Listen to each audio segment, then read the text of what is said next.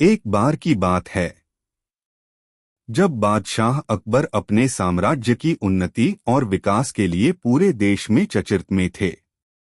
बादशाह अकबर के दरबार के नवरत्नों की तारीफ तो पूरे देश में हो रही थी। उसी समय तुर्किस्तान के बादशाह को बादशाह अकबर की प्रसिद्धि से जलन हो रही थी। तुर्किस्तान के बादशाह ने बादशाह अकबर को नीचा दिखाने के लिए एक योजना बनाई। तुर्किस्तान के बादशाह ने अपने कुछ दूतों और सिपाहियों को एक संदेश पत्र देकर बादशाह अकबर के दरबार में भेजा। तुर्किस्तान के बादशाह ने संदेश में लिखा था, बादशाह अकबर, मैंने आपके साम्राज्य को लेकर एक रोचक बात सुनी है। आपके साम्राज्य में भारत का एक ऐसा पेड़ है जिसके मात्र पत्ते के सेवन से लोगों के उम्र में बढ़ोतरी होती है। यदि यह बात तनिक भी सत्य हो तो वह अद्भुत पेड़ के कुछ पत्ते हमारे लिए भी अवश्य भिजवाएं।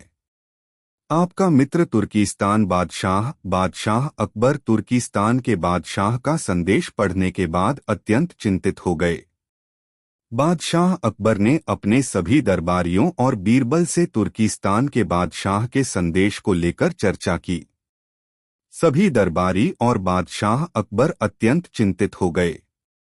किसी को भी कोई सुझाव न मिला।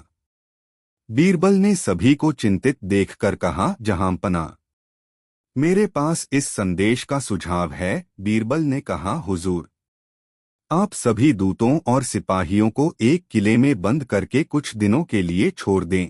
कुछ दिनों के बाद बादशाह अकबर और बीरबल तुर्किस्तान से आए दूतों और सिपाहियों से मिलते हैं। दूतों और सिपाहियों को बादशाह अकबर और बीरबल को देखकर लगता है कि अब वह अपने घर जा सकेंगे। बादशाह अकबर और बीरबल तुर्किस्तान के दूतों और सिपाहियों से कहते हैं कि तुम्हारे बादशाह ने जिस अद्भुत वस्तु की मांग की है वह तुम लोगों को तब तक नहीं मिलेगी जब तक कि इस किले का एक भी ईंट ना गिर जाए। जैसे ही इस किले की एक भी ईंट गिरी तुम लोगों को तुर्किस्तान भेज दिया जाएगा। लेकिन तब तक तुम लोगों को यही बंद होकर रहना पड़ेगा। तुम लोगों को कोई तकलीफ नहीं होगी, तुम्हारे जरूरत का विशेष ध्यान रखा जाएगा। बादशाह अकबर और बीरबल इतना कहकर वहां से चले गए। कैद में बंद तुर्किस्तान के दूतों और सिपाहियों को अब अत्यंत चिंताओं ने घेर लिया। उन्हें अब मुक्ति के कोई आसार नजर नहीं आ रहे थे। तब उन्होंने अपने अपने भगवान को याद किया। उन्होंने अपने भविष्य के लिए अपने भगवान काफी प्रार्थनाएं की। भगवान तो बहुत ही दयालु और कृपालु होते हैं। भगवान ने तुर्किस्तान के दूतों और सिपाहियों की प्रार्थना को सुना। कुछ दिनों के बाद वहां जोरदार भूकंप आया। किले का कुछ हिस्सा क्षतिग्रस्त हो गया। जब यह बात बादशाह अकबर और बीरबल ने सुनी तो तुर्किस्तान के दूतों और सिपाहियों को राज दरबार में बुलाया गया। बादशाह अकबर ने कहा, तुम लोगों को अपने बादशाह का संदेश पता ही होगा। अब तुम लोगों ने उसका जवाब भी जान लिया होगा।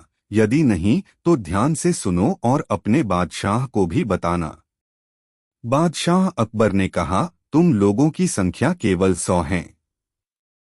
फिर भी तुम लोगों के आह से किला गिर गया। तुर्किस्तान के बादशाह तो कई हजार लोगों पर अत्याचार कर रहे हैं। कैसे वहां के बादशाह की उम्र बढ़ सकती है?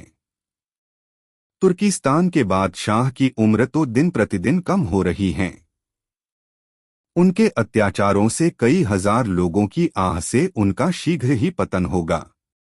बादशाह अकबर कहते हैं, हम अपने साम्राज्य में कभी किसी पर अत्याचार नहीं करते। हम अपने प्रजा का भरण पोषण और उनके सुरक्षा का ध्यान रखते हैं। अपने साम्राज्य के प्रजा को अच्छे से भरण पोषण करने और उनके सुरक्षा करना ही आयुवर्धक पेड़ है। बाकी सब बेकार की बातें हैं।